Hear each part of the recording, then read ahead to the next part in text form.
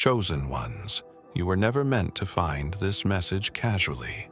It was written in echoes, buried beneath pyramids, whispered in ancient languages that vanished before ink ever touched parchment. And yet, here you are, pulled forward by something older than time and louder than silence. A symbol etched by Thoth himself, hidden in plain sight, now pulses with awareness because of you. This symbol is not art. It's not mythology. It's not coincidence. It is a map, a warning, and a key. It holds a frequency that bypasses logic and enters through the marrow of your bones. Scholars tried to translate it. Secret orders tried to suppress it. But Thoth didn't leave it for them. He left it for the final age, for you. Every civilization that glimpsed it rose suddenly, and when they misused its guidance, they fell just as fast. Atlantis, Kemet, the hidden dynasties of pre-diluvian Asia, all tethered to this same celestial cipher, but none completed it, because none had the resonance. None had the one who matched the vibration perfectly. Until now. You've noticed it already. Symbols appearing in your dreams, numbers repeating in impossible ways.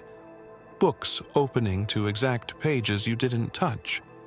People staring a second too long before averting their gaze. The veil has begun to thin for you. The symbol is calling not just to be understood, but activated. You see, this final age is not about destruction. It's about remembrance. The old ways are not lost. They're simply locked.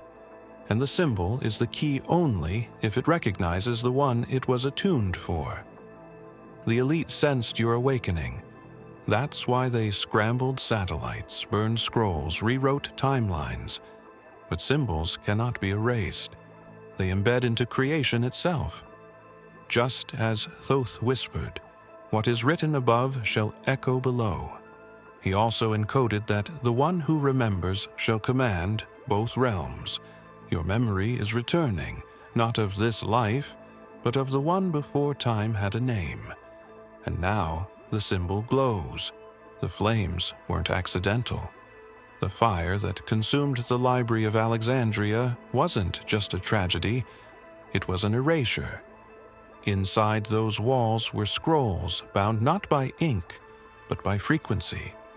And buried among them was one parchment sealed in a crystalline casing, untouched by time, heat, or decay. The scroll bore no title, only a symbol, etched in gold, pulsing faintly as if it breathed. It was said to be the only record ever written by Thoth, that he did not transcribe with his hand, but with his voice, not in words, but in vibration, the language of Genesis. As the inferno raged, a single cloaked figure moved through the shadows, unaffected by the heat, eyes locked on that scroll. And no name was ever recorded, but the scroll disappeared that night.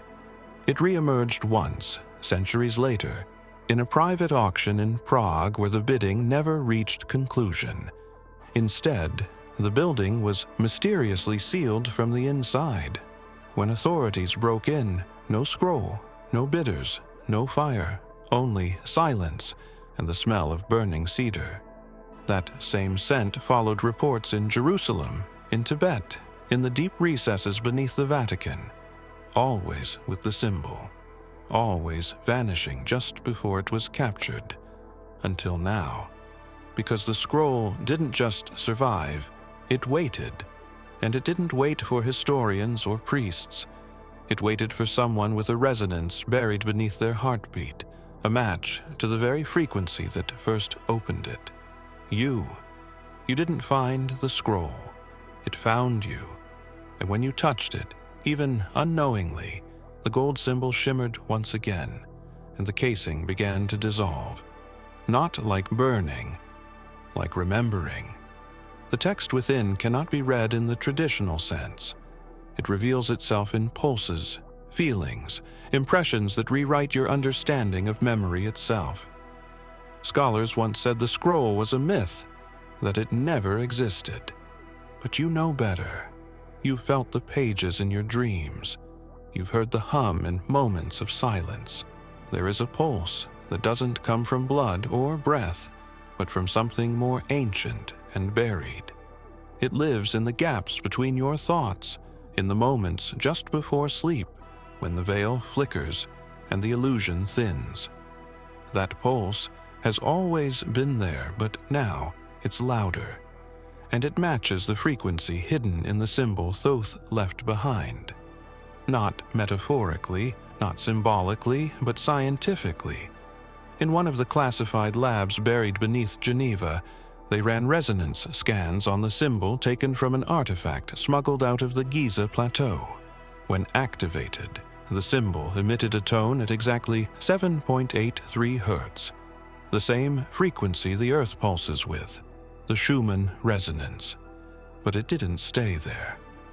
When a technician approached the symbol, the reading spiked slightly. When you walked near it, it began to fluctuate in a rhythm that matched your own heartbeat, even though you had never seen the symbol before. You became its tuning fork. The symbol isn't just a guide. It's alive in a way science can't explain, and it remembers you. Every beat it emits is like a key searching for a lock, and your heart provided the exact tumblers. The moment the resonance aligned, the artifact lit with a soft glow and the air thickened with electricity. Not the kind that shocks, but the kind that awakens. Your thoughts began to drift, but not into fantasy.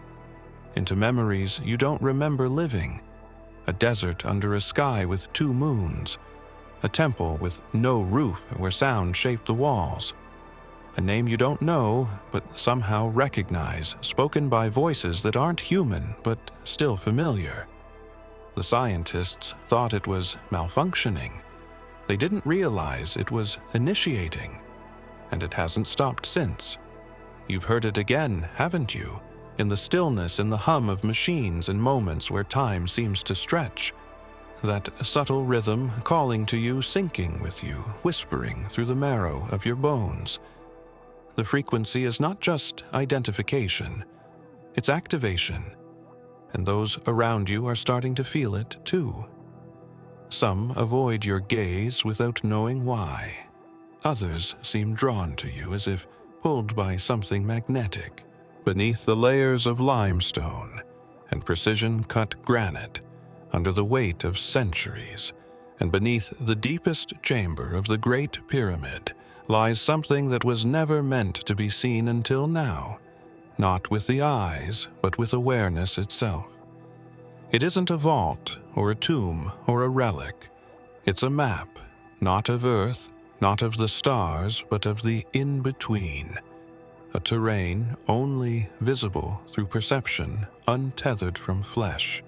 When explorers first descended into the unexplored shaft beneath the subterranean chamber, they found no hieroglyphs, no carvings, just smooth walls that seemed to hum in darkness.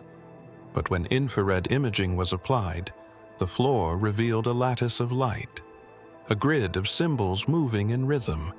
Some said it looked like constellations. Others said it was a language no one had ever spoken before, and yet everyone felt it resonated within them, as if they had known it in another form, in another age. In silence, one of the researchers collapsed, not from illness, but from overload. Her mind began to speak in symbols. Her drawings matched markings found in temples across Peru, Mesopotamia, and the Indus Valley. How could the same lines echo in such far reaches of the world, unless they originated from a single source, a single architect? The blueprint was not planetary, but soul-based. The map pulsed in phases like a breathing thing, when you dream and float, when you meditate and lose track of time, when you close your eyes and see shapes forming from the void. That's when you're nearest to this map, because it doesn't show you a place. It shows you a path, your path, and there, in the center of the astral lattice, is the same symbol, Thoth, embedded on the scroll, not as a destination, but as a compass, and that symbol spins when your aura nears its field. Its rotation is not random. It points toward something buried deeper than any physical chamber, somewhere unreachable by force, only unlocked by alignment. And the closer you get, the louder the hum becomes. Others have tried to decode the direction, but their maps collapse the moment they stray from their true essence. Yet yours remains stable, even shifts to adapt as if the pyramid knew you were coming. But the path the symbol reveals next defies gravity and time. And it only begins once you step outside your body. Long before the scroll resurfaced, and before the pyramids sang in resonance, there was another who spoke not in riddles, but in living vibrations. His words didn't just land on ears, they stirred frequencies within the soul. Yeshua was more than a prophet, more than a man. He was a frequency bearer. And when he spoke in parables, he wasn't concealing meaning. He was triggering remembrance for those attuned to the ancient pattern beneath language, a pattern that matches the same cadence etched into Thoth's symbol. Those who walked beside Yeshua often didn't understand his words logically, but they felt pierced by them, broken open and reassembled without knowing why. Phrases like, "Let those who have ears hear," weren't poetic. They were invitations. Keys meant to awaken dormant recognition in those who still remembered the symbol, not visually, but in their bones. The Gospel of Thomas contains a line often ignored. "When you know yourselves, then you will be known, and you will realize you are the sons of the living Father." This is not just mysticism. This is alignment, recognition between the speaker and the resonator, a call and a response. And like Thoth, Yeshua left no written words himself, because true transmission never relied on ink. It was vibration. He spoke in codes that bypassed logic and directly entered the inner temple of the soul. When placed side by side, the frequency patterns hidden in Yeshua's teachings align mathematically with the angles and measurements found in the Great Pyramid and encoded within the mystic symbol itself. Not metaphorically, but precisely. His voice activated the same response in a select few that the symbol does in you. Now, one mystic once said, "The voice of the Nazarene could still be heard in the stones of Galilee when the wind moved just right." Some believe that was myth, but science recently confirmed residual vibrational fields in those regions, inexplicable echoes with no source, until you realize the source was never gone. It was embedded. You are starting to speak differently now, aren't you? Sometimes in dreams. Sometimes when you think no one's listening, not in full sentences, but in tones that feel older than language. You are not imitating. You are remembering, and soon the symbol will ask you to speak with it, not to it, and the tones you utter may be the very ones Yeshua once whispered beneath olive trees under the open sky, waiting for one like you to return, in a secluded mountain range where no cartographer dares to draw precise lines. A monastery stands without age, built into the cliffside as if carved from the earth's breath itself.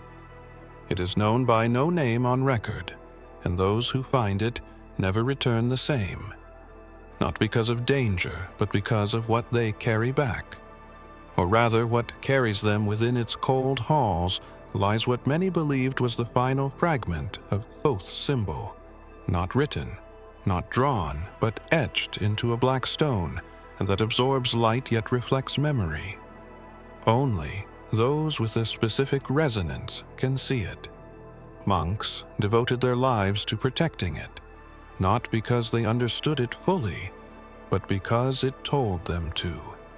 One by one, they came from distant lands, guided by dreams, visions, and strange encounters with travelers who spoke only in symbols. The monks never spoke of the fragment aloud.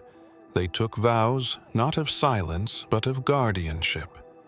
And when questions were asked, they simply smiled and said, "The wind knows when to speak and when not to." Centuries passed undisturbed until a foreign expedition team tracked the energy signature emitted from the region, a frequency spike that momentarily aligned with a global geomagnetic pulse.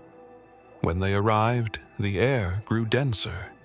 Instruments malfunctioned and digital compasses spun as if caught in a loop. The lead explorer claimed to see figures chanting, though no sound reached his ears, and the monks, when confronted, stood without fear, chanting in unison. Not words, but frequencies, ones that shook the walls without making a single audible tone. And then the symbol glowed, and then it vanished, along with the monks.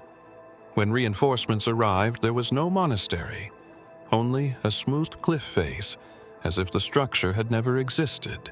But the expedition leader held a piece of dark stone, humming faintly, the same symbol partially revealed upon it, pulsing faintly, almost like a heartbeat. It was passed hand to hand, lost, stolen, buried, resurfaced until it found you. You didn't recognize it at first, but your dreams did, and now you carry the final fragment in more ways than you realize. But something about it, before there were languages, before there were alphabets or alphabets for alphabets, there were shapes, flowing light structures woven through sound and intention. Thoth didn't write as men do. He inscribed using geometry, encoded into radiant waves, each symbol a portal, each angle a vibration, a voice in stillness. Those who uncovered the surviving fragments of his work noticed something strange, not with their minds, but with their bodies. Some reported heat in their spine. Others dreamt of symbols, spinning faster than they could draw or describe. The shapes weren't just seen, they were felt, and when scanned under specific ultraviolet frequencies, the scroll revealed patterns that mimicked cellular structure, more specifically DNA. Double helix spirals interlaced with perfect tetrahedral symmetry. It wasn't decorative. It was instructive and hidden within your own blood. Is the same mirrored sequence. The geometry in the symbol reflects a divine ratio embedded in your mitochondrial code. One researcher claimed the light emitted from the symbol caused a quantum fluctuation in his blood sample. He was silenced quickly, but not before the footage was leaked for 32 seconds before deletion. The video showed strands of DNA separating not violently, but like a flower opening to receive sunlight. The only known human sample that resonated with this event had a matching frequency spike, logged in an undisclosed lab. The resonance pattern was later traced to you not geographically but genetically, and the moment it aligned, ancient codes within your DNA began to unlock, not as mutations, but as memory sequences of thought. Light and sacred design are reawakening within you. Dreams have become more vivid, haven't they? Moments of déjà vu now stretch longer than seconds, almost like previews of forgotten timelines. And when you look at sacred geometry now, something deep within you shifts, not because you understand it, but because you remember it. Thoth once wrote through vibration, not for his time, but for a being whose body would carry the correct prism. The prism that is you every time you come near certain images or symbols. Your cells respond subtly with heat, tingles, a sense of pressure on the forehead. In the winter of 1899, a group of archaeologists funded by a private European society, unearthed a sealed chamber beneath an abandoned shrine on the edge of the Libyan desert. They were not searching for gold or idols, but for something far rarer. Knowledge, encrypted in ancient design buried under centuries of intentional misdirection. What they found was not a tomb or treasury, but a stone table, and atop it, a metal scroll, unlike anything seen before. It shimmered with a dull blue hue, and emitted a sound so low it wasn't heard but felt like a vibration brushing against thought. Beside this scroll lay a parchment sealed in a glass cylinder. Inside was a sketch impossibly precise, showing a figure standing in front of the same symbol Thoth had etched across temples, stars, and human dreams. The figure wasn't dressed in ancient robes nor modern attire, but in flowing designs that seemed to blend both as if untouched by any era. The shocking part wasn't just the clothing or the presence, it was the face. One of the men dropped the parchment when he saw it. He later told his journal it was the exact likeness of someone he met only once in passing, months earlier, a stranger whose presence made time feel stretched, like it bent around them. Others claimed the face looked familiar to each of them, but none could place it, as if the memory of the person was removed just out of reach. The parchment was hidden from public knowledge, taken by the society, and stored within a private collection in Lucerne. Years passed and wars came. But the scroll and sketch remained untouched until the building housing them was burned under mysterious conditions. Witnesses reported blue light pulsing from the basement hours before the fire. And again the symbol vanished, but the sketch resurfaced in 1973 in an anonymous envelope sent to a linguist studying ancient pre-dynastic languages. The linguist had no idea what it meant until their granddaughter found the envelope decades later and showed it to you. Your heart raced, didn't it? The lines of the face, the eyes, even the tilt of the jaw matched yours, not vaguely, not somewhat exactly. But how could a sketch over a century old contain your likeness? And why did the symbol behind the figure pulse when you touched the paper, as if finally seeing its subject again, and yet beneath the paper something else was drawn, but it's still fading in and out, waiting to be fully revealed? There's one parable, found only in fragments and apocryphal texts, never included in the canon, never spoken of in open temples. 1. Yeshua shared only once, and only to a small circle of those who had begun to see without their eyes. It went like this: the lamp was hidden beneath the stone beneath the sand beneath the silence, and only the one who remembered the wind's voice would uncover it. The words seemed cryptic, poetic, perhaps even nonsensical. But what if it wasn't metaphor? What if it was a code, and not just a general one, but a direct path, encrypted in story to be unlocked by a singular frequency, carrier in the final age? There's evidence in the Dead Sea Scrolls that certain parables carried geometrical sequences embedded in phrasing. Scholars dismissed the patterns as coincidence, but a few noticed something peculiar. Those phrases that looped or echoed matched the same geometric ratios found in the golden spiral, the same spiral present in Thoth's symbol, and more astonishingly, the same energetic imprint discovered near the coordinates where the symbol first pulsed again.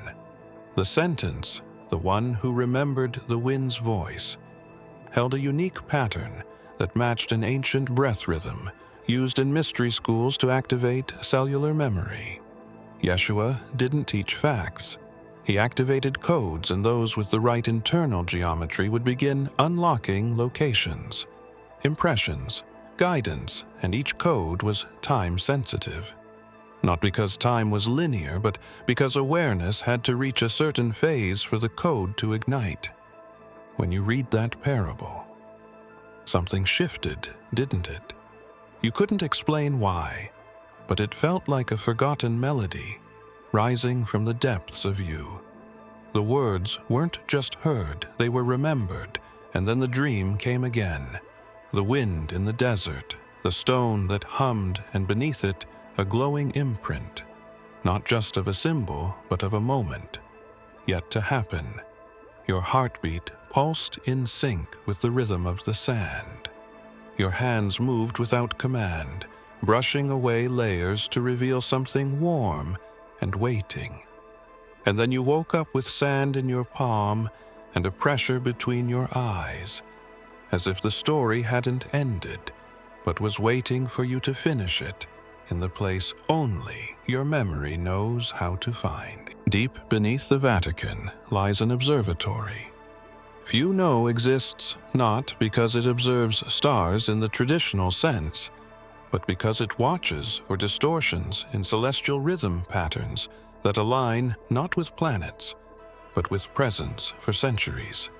These hidden astronomers charted anomalies, strange flickers in stellar data, moments when known orbits stuttered or light bent against predicted timelines.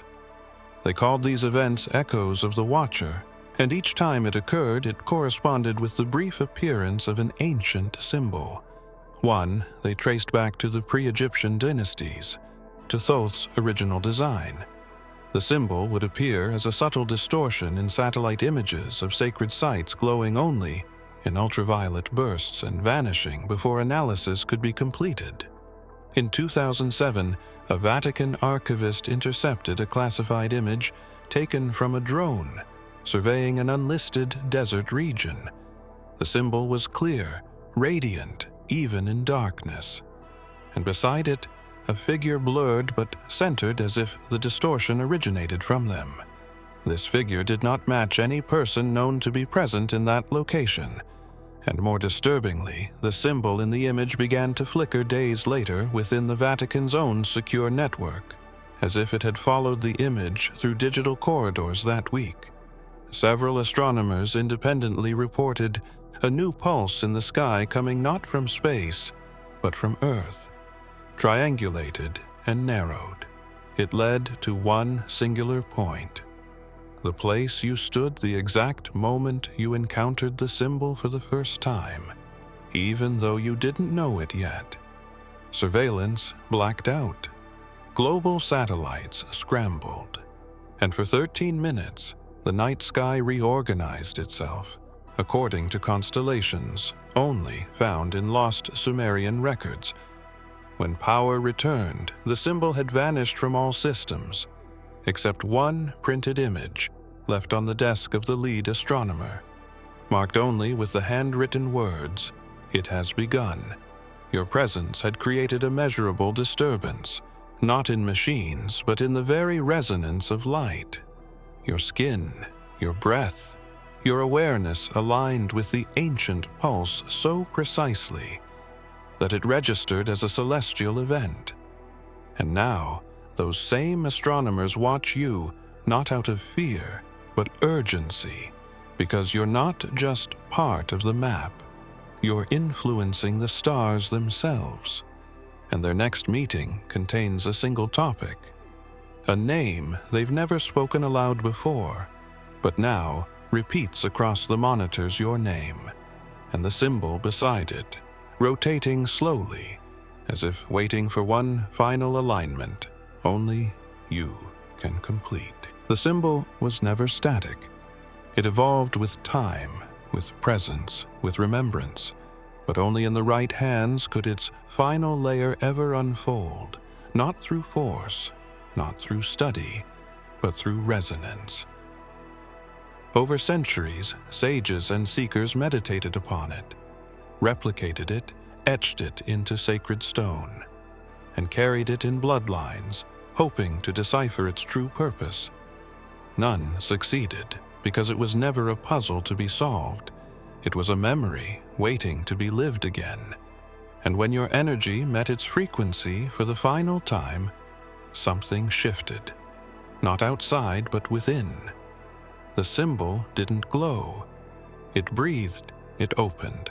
Not like a flower, but like an eye. Layers peeled back unseen by normal vision, revealing an architecture that redefined what you thought symbols could be. It moved in patterns that mirrored your heartbeat, not in time, but in emotion. Every surge of awe made it pulse. Every whisper of doubt made it hesitate. And then it reacted to something. No one expected a name. A name you hadn't spoken aloud. One that echoed only in dreams.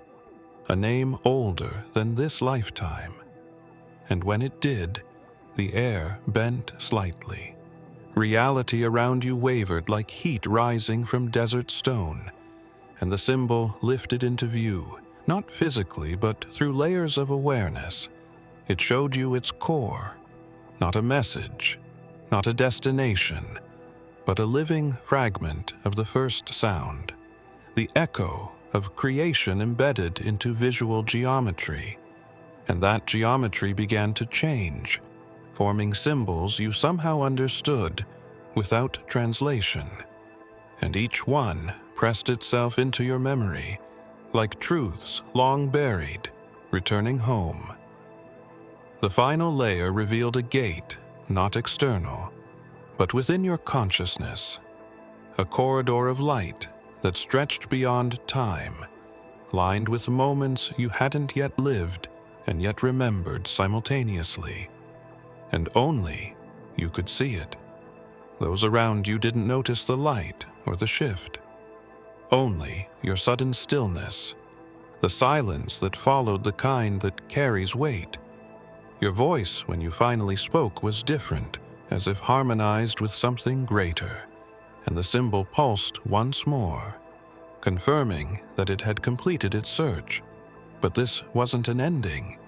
It was a summons, because now that it's unlocked, its true function begins, and the next time it activates, it won't just open a memory. It will open something much older, something waiting patiently on the other side for your return.